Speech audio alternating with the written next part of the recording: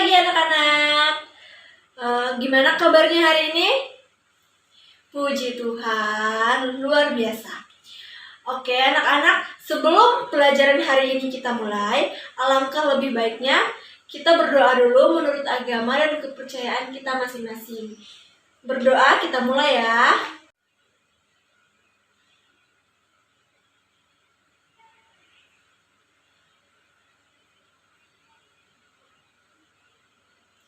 Amin.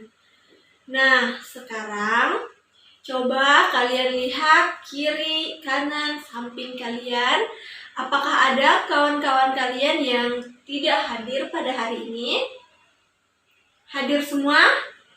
Syukurlah.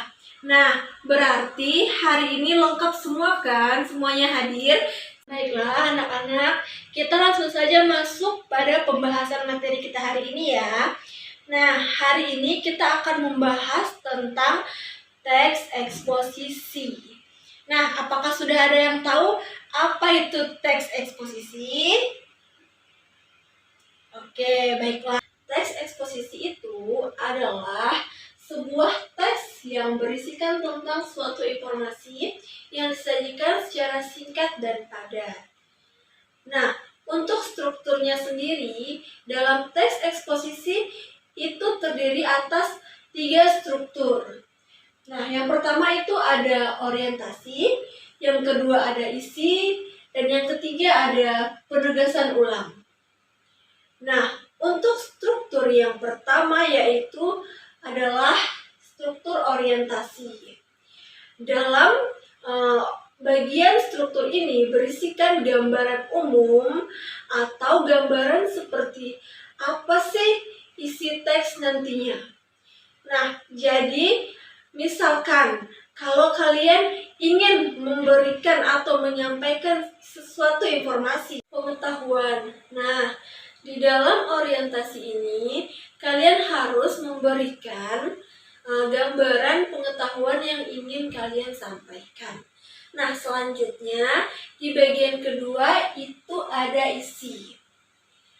Nah, di sini isi itu menjelaskan secara singkat dan padat informasi dari teks yang ingin kalian sampaikan dan ingin kalian jelaskan secara singkat manfaat dan kegunaan informasi yang ingin kalian sampaikan tersebut. Nah, kalau di bagian orientasi hanya menuliskan gambaran umum. Namun di bagian kedua yaitu isi, kalian menuliskan secara singkat dan padat manfaat serta kegunaan informasi yang ingin kalian sampaikan. Kita masih membahas tentang struktur teks eksposisi, di mana yang ketiga atau yang terakhir di sini ada penegasan ulang. Nah, penegasan ulang ini merupakan penegasan kembali informasi apa yang sudah kita sampaikan. Nah, selanjutnya kita masuk ke dalam jenis-jenis teks eksposisi. Yang dimana yang pertama di sini ada teks eksposisi definisi. Nah, teks eksposisi definisi ini merupakan penggambaran tentang sesuatu. Dan yang kedua itu ada teks eksposisi proses. Nah, di mana teks eksposisi proses ini yaitu membahas tentang urutan proses atau pembuatan sesuatu. Nah, selanjutnya yang ketiga itu ada teks eksposisi berita. Di mana teks eksposisi berita ini mengkaji tentang kejadian atau peristiwa. Dan yang keempat, di sini ada teks eksposisi perbandingan. Nah, teks eksposisi perbandingan ini merupakan perbandingan sesuatu dengan yang lainnya. Nah, selanjutnya kita masuk ke jenis-jenis eksposisi yang kelima, yaitu ada teks eksposisi ilustrasi. Di mana teks eksposisi ilustrasi ini berisikan tentang pengilustrasian sesuatu dengan yang lainnya yang memiliki kesamaan. Nah, dan yang terakhir atau yang keenam, di situ ada teks eksposisi klasifikasi.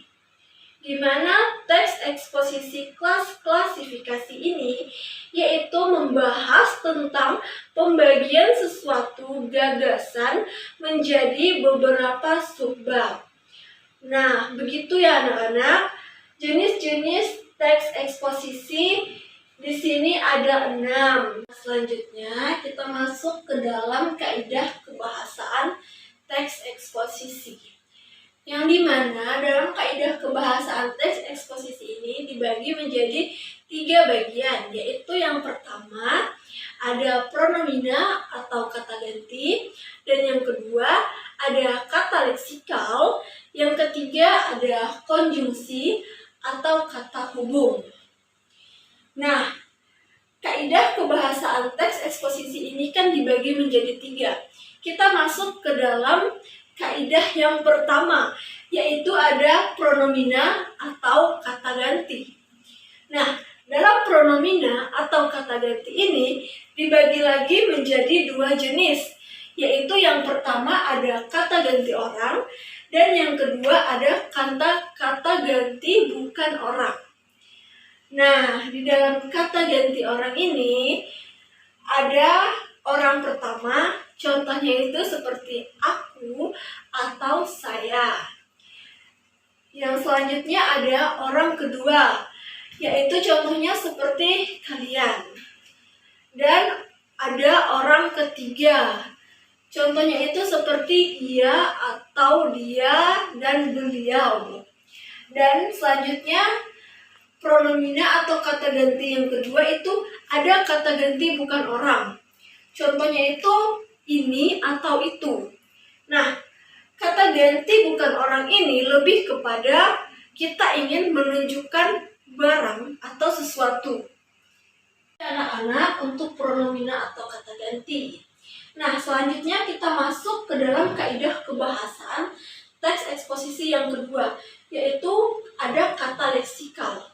Nah, di dalam kata leksikal ini ada nomina, ada verba, ada aktivitas, ada adverbia.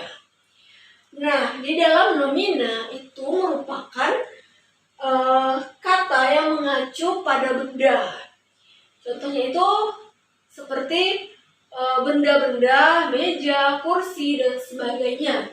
Nah, yang kedua itu ada verba, di mana kata verba ini yaitu kata yang mengacu pada perbuatan. Nah, selanjutnya ada verba, yang dimana kata verba ini yaitu merupakan kata yang mengacu kepada perbuatan. Nah, selanjutnya ada adjektiva, di mana adjektiva ini yaitu merupakan kata yang mengacu pada sifat. Dan yang terakhir ada adverbia, yaitu adverbia ini yang merupakan kata yang digunakan untuk melengkapi keterangan waktu dan tempat. Nah, begitu ya untuk kaidah kebahasaan teks eksposisi bagian kata leksikal, yaitu ada 4 poin. Kita masuk ke dalam kaidah kebahasaan teks eksposisi yang ketiga, yaitu konjungsi atau kata hubung. Nah, di dalam konjungsi atau kata hubung ini dibagi lagi menjadi 9 poin, yaitu ada hubungan waktu, hubungan penjelas, hubungan perincian, hubungan sebab akibat, hubungan gabungan, hubungan tujuan, hubungan pertentangan, hubungan pilihan, dan yang terakhir ada hubungan perbandingan. Nah, di dalam hubungan waktu itu contohnya seperti ketika, kemudian, lalu. Dan untuk hubungan yang kedua yaitu hubungan penjelas, itu contohnya seperti kata bahwa. Ya, untuk hubungan penjelas itu bahwa. Untuk kita memperjelas sesuatu, Contohnya kita harus menggunakan kata bahwa ya. Dan untuk konjungsi atau kata hubung yang ketiga itu ada hubungan perincian. Contohnya itu seperti yaitu dan adalah. Nah, untuk konjungsi yang keempat di sini ada hubungan sebab akibat yang dimana contohnya itu seperti sebab, akibat, dan karena. Dan konjungsi yang selanjutnya itu ada hubungan gabungan. Yang dimana contohnya di sini seperti dan, serta, dan dengan. Nah, untuk konjungsi selanjutnya di sini ada hubungan tujuan. Nah, hubungan tujuan di sini contohnya itu seperti kata agar dan supaya. Dan selanjutnya ada hubungan pertentangan. Nah, di mana hubungan pertentangan ini contohnya itu seperti kita membantah sesuatu ya. Nah, contoh katanya di sini adalah tetapi, namun, dan melainkan. Nah, selanjutnya ada konjungsi hubungan pilihan. Nah, di mana konjungsi hubungan pilihan di sini contohnya itu seperti atau ya, berarti kita ingin memilih sesuatu. Di sini pilihannya ada dua, makanya kita harus menggunakan kata atau. Dan yang terakhir itu ada hubungan perbandingan. Nah, di mana hubungan perbandingan ini contohnya itu seperti kata bagai, seperti, dan ibarat. Nah, begitu ya anak-anak untuk kaidah kebahasaan teks eksposisi bagian konjungsi atau kata hubung. Nah, yaitu ada 9 poin seperti yang sudah Ibu jelaskan tadi ya. Nah, itu ya anak-anak tentang teks eksposisi, yaitu ada pengertian. Kita juga sudah membahas tentang struktur, sudah membahas juga tentang jenis dan kaidahnya. Nah, di sini Ibu akan memberikan satu contoh dari teks eksposisi klasifikasi. Nah, di mana teks eksposisi klasifikasi ini mengacu dari sifatnya. Nah, kita akan menggunakan contohnya adalah sampah ya. Nah, di sini contohnya sampah bisa dikelompokkan menjadi 2 jenis. Nah, 2 jenis ini masuk ke dalam sifatnya ya. Nah, sifatnya itu adalah sampah anorganik dan sampah organik. Nah, sampah anorganik ini adalah sampah yang tidak bisa diuraikan.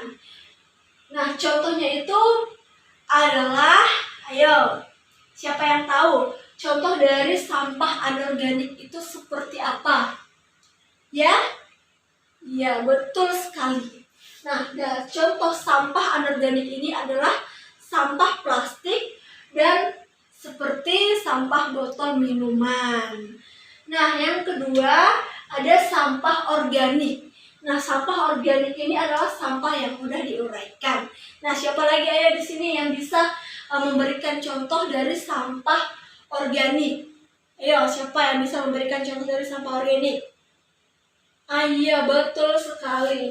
Sampah organik ini kan tadi merupakan sampah yang mudah diuraikan. Nah, contohnya itu seperti sisa makanan atau limbah-limbah rumah tangga ya. Limbah rumah tangga yang bisa diuraikan. Ya, tentang materi teks eksposisi. Apakah ada yang ingin kalian tanyakan atau ada yang kurang paham dengan penjelasan yang Ibu berikan? Silahkan tanyakan.